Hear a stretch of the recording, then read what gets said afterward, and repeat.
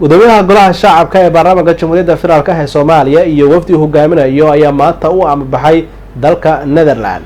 Igraan Shire ayaa warkan inoo faahfaahinaysa.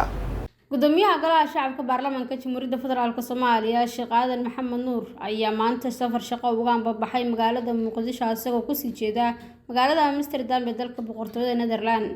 gudoomiyaha waxaa garoonka aadan cadde ka sugootiyay qaar ka mid ah xildhibaanada golaha shacabka.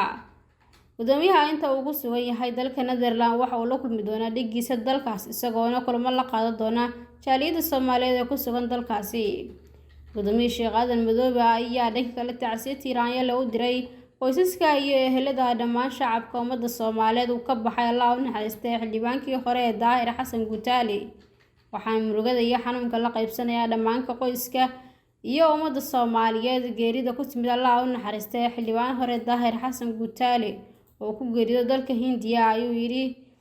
gudoomiye Sheekh Aadan Madoobe ayaa sheegay in marxuum Daahir Xasan Gutaale uu ahaa muwaadin xilli adag u soo shaqeeyay qaranka. ugu dambeyntii gudoomiyaha Sheekh Aadan ayaa la uga bariyay inuu jannadiisa ka waraabiyo ehelkiisa iyo dhammaan ummadda Soomaaliyeed uu Ilaahay samir iyo iimaan siiyo.